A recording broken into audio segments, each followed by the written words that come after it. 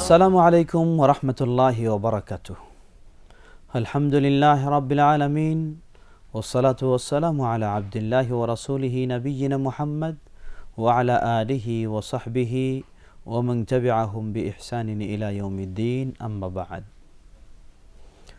সুপ্রিয় দর্শক শ্রোতা, শুরুতে জানাচ্ছি আপনাদেরকে স্বাগতম হাদিসের কাহিনী এ অনুষ্ঠানে। হাদিসের কাহিনী একটি গুরুত্বপূর্ণ মুসলিম জীবনে পর্ব।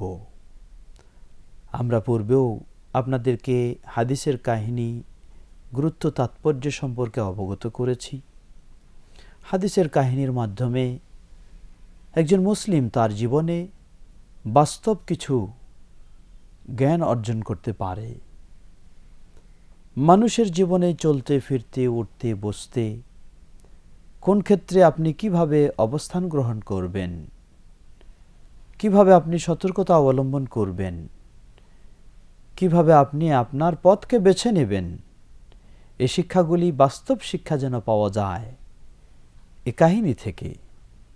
যে কাহিনীগুলি আল্লাহ সুবহানাহু ওয়া তাআলা কোরআনুল কারীমেও তুলে ধরেছেন, ঠিক একইভাবে এ জাতীয় কাহিনীগুলি তুলে ধরেছেন আমাদের প্রিয় নবী মুহাম্মদ সাল্লাল্লাহু আলাইহি ওয়াসাল্লাম তার হাদিসে।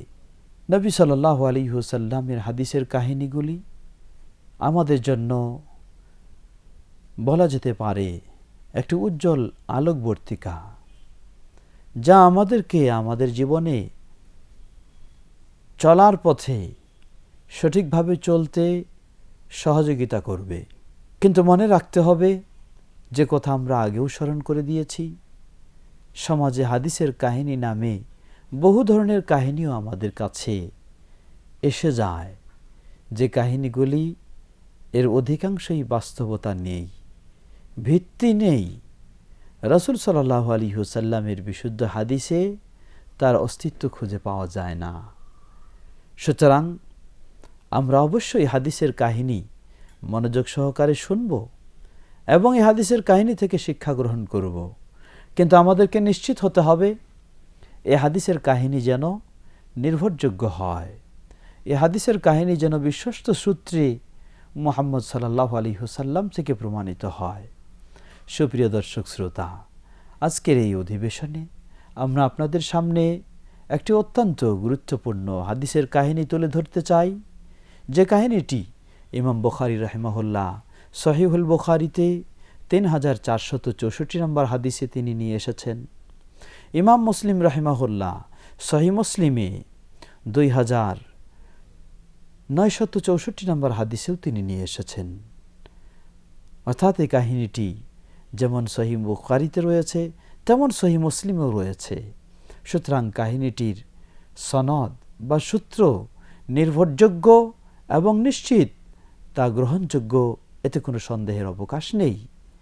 আসুন আমরা সে কাহিনীটি একটু জানার চেষ্টা করি এবং সে কাহিনী থেকে শিক্ষা গ্রহণ করে আমাদের জীবনকে আলোকিত করার চেষ্টা করি। সুপ্রিয় দর্শক শ্রোতা, এই কাহিনীটি প্রিয় নবী মুহাম্মদ সাল্লাল্লাহু আলাইহি ওয়াসাল্লাম থেকে বর্ণনা করেন প্রসিদ্ধ সাহাবী আবু হুরায়রা রাদিয়াল্লাহু তাআলা আনহু।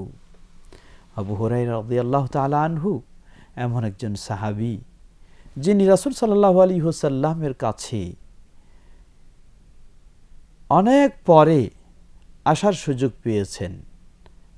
অর্থাৎ তিনি 7ম হিজরিতে ইসলাম গ্রহণ করেছেন।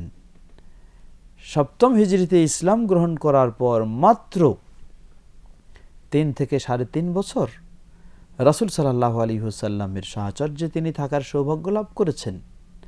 কিন্তু এই 3 থেকে 3.5 বছরে রাসূল সাল্লাল্লাহু আলাইহি ওয়াসাল্লামের সাথে যারা 23 বছর ধরেও ছিলেন, তাদের চেয়েও তিনি রাসূল সাল্লাল্লাহু আলাইহি ওয়াসাল্লামের হাদিস অনেক অনেক বেশি তিনি সংগ্রহ করেছেন, রাসূল সাল্লাল্লাহু আলাইহি ওয়াসাল্লাম থেকে বর্ণনা করেছেন।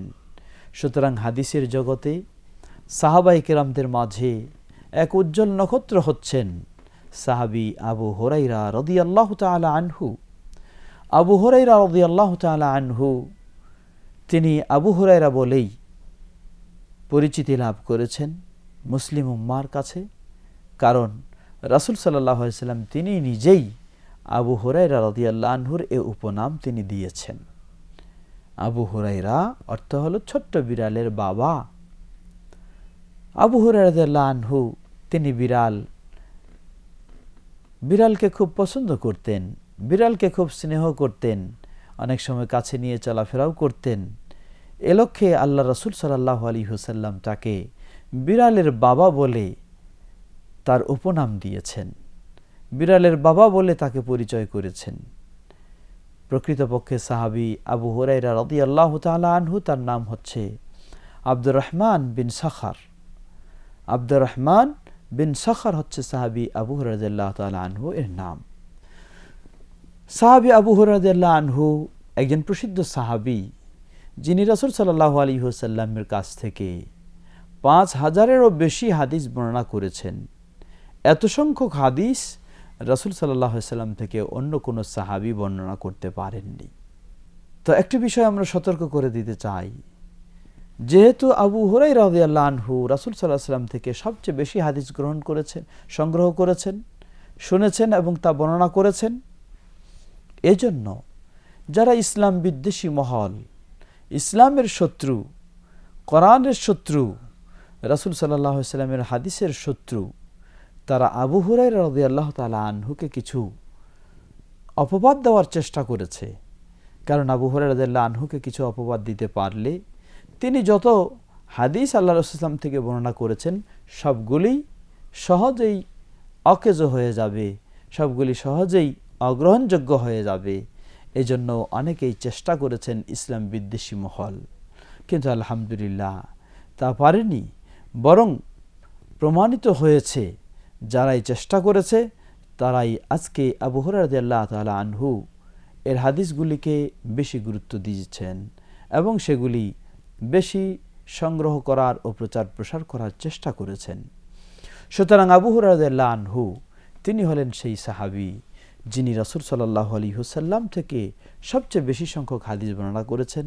তার বর্ণিত হাদিসসমূহের মাঝে আজকে যে কাহিনীটি আপনাদের সামনে আমরা উপস্থাপন করতে যাচ্ছি, এই হাদিসটি হচ্ছে একটি গুরুত্বপূর্ণ অন্যতম হাদিস। এই কাহিনীটি হচ্ছে বুখারী এবং মুসলিমের হাদিসে এসেছে।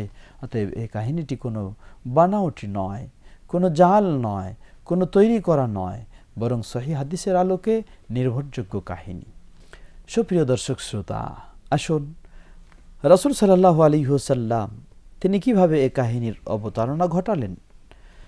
সাহাবী আবু হুরায়রা রাদিয়াল্লাহু আনহু বলেন, তিনি শুনেছেন রাসূল সাল্লাল্লাহু আলাইহি ওয়াসাল্লামকে বলতে, রাসূল সাল্লাল্লাহু আলাইহি ওয়াসাল্লাম বলেছেন, ইন্না সালাসাতা ফি বনি ইসরাঈলা আবরাসা ওয়া আকরা ওয়া আ'মা বাদা আল্লাহু আযজা ওয়া জাল্লা আন ইয়াবতালিয়াহুম ফাবা'আসা ইলাইহিম মালাকান ফাআতাল আবরাসা ফাকালা আইয়ু শাইইন।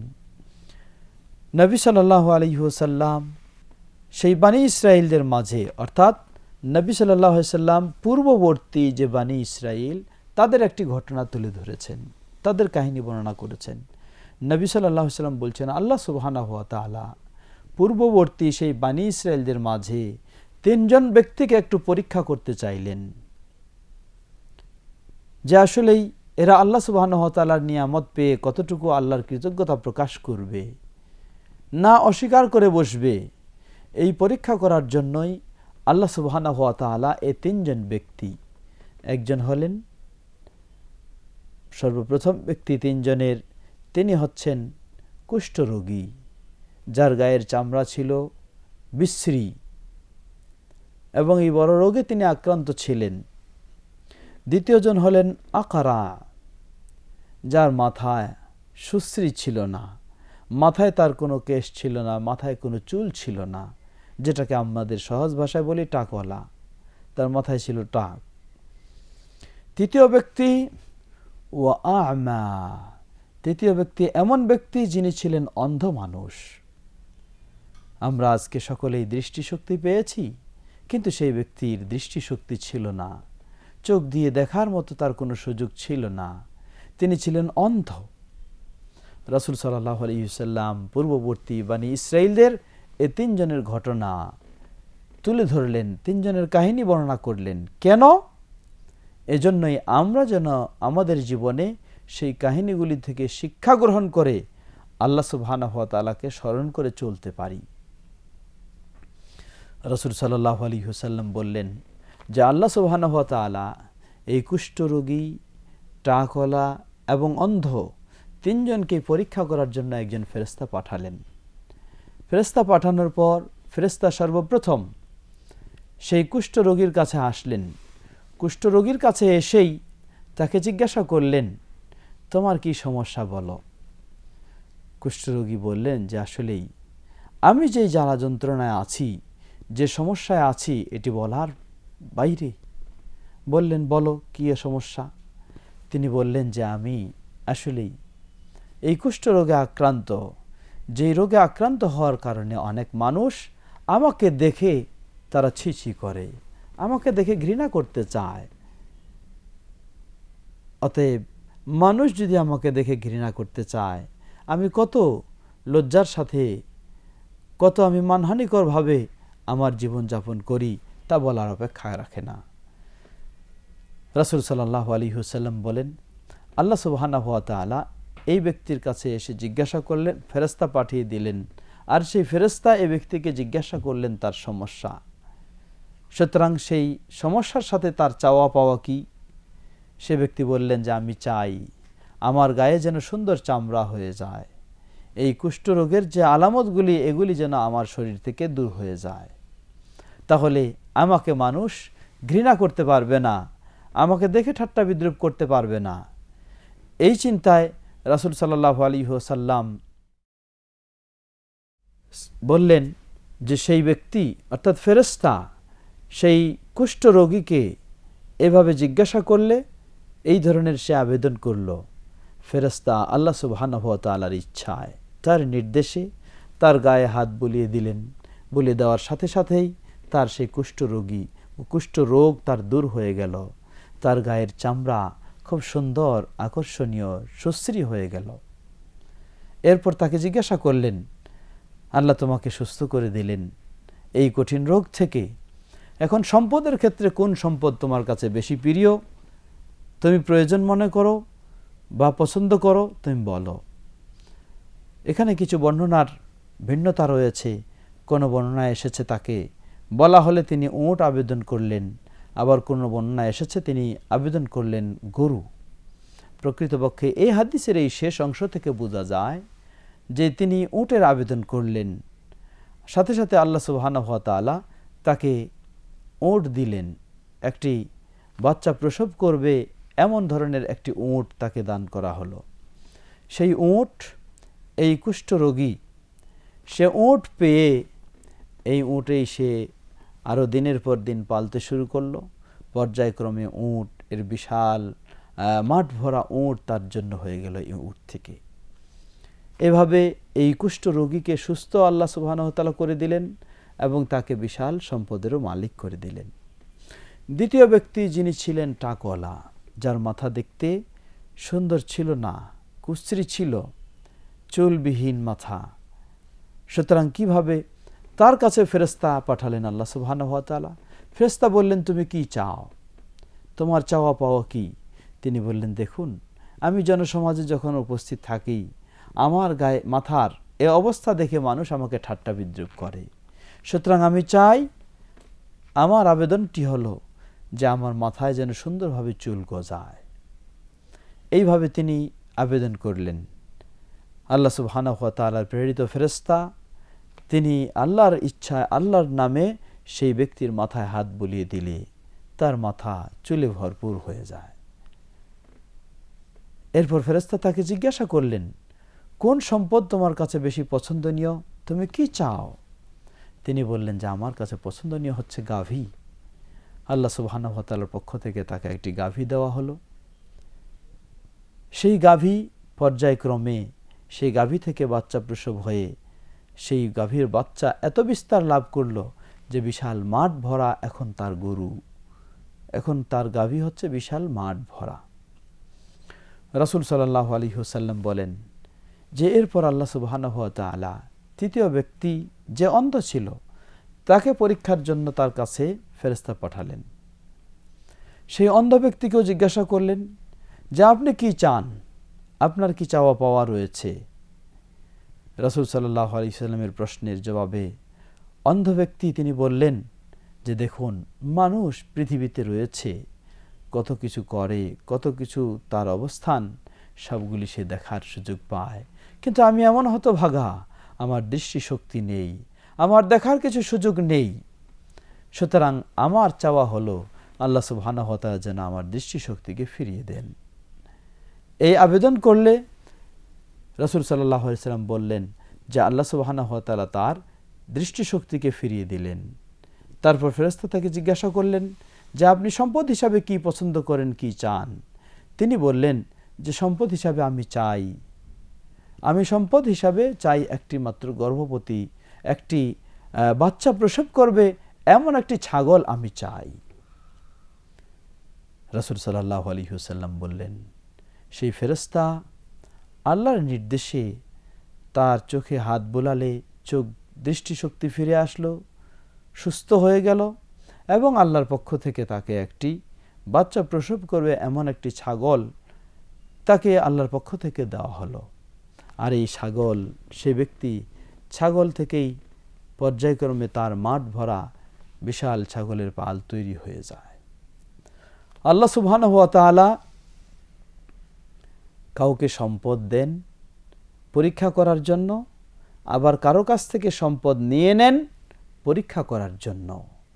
আল্লাহ রাব্বুল আলামিনের ইচ্ছা, তিনি যেটা ভালো মনে করেন সেটাই তিনি করবেন।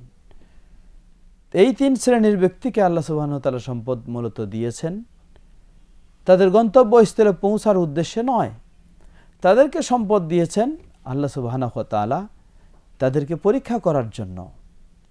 এভাবেই আল্লাহ সুবহানাহু ওয়া তাআলা তাদেরকে সম্পদ দিলেন, তাদেরকে সুস্থ করলেন। এখন আবার তাদেরকে পরীক্ষা করার জন্য সেই পূর্বের বেশে ফেরেশতা এই তিন ব্যক্তির কাছে চলে গেলেন। সেই পূর্বের বেশে ফেরেশতারা এই তিন ব্যক্তির কাছে চলে গেলেন। প্রথম ব্যক্তির কাছে গেলেন, গিয়ে বললেন যে ভাই, আমি বহু দূরের মানুষ, আমার বাসা অনেক দূরে, কিন্তু আমি এমন একজন পথিক, আমার পাথেয় বলতে যা কিছু ছিল, হাত খরচের জন্য যা কিছু ছিল সবগুলি আমি হারিয়ে ফেলেছি বা সবগুলি আমার শেষ হয়ে গেছে।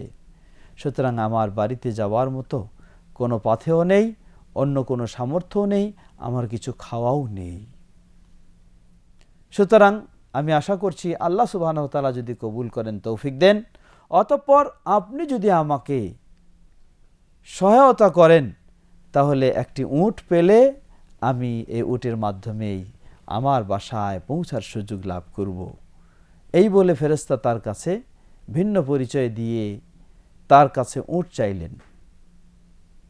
উট চাইলে তিনি বলে ফেললেন যে এ উট আমার বহু প্রয়োজন রয়েছে, বহু জায়গায় দিতে হয়, সুতরাং তোমাকে দেওয়া সম্ভব নয়।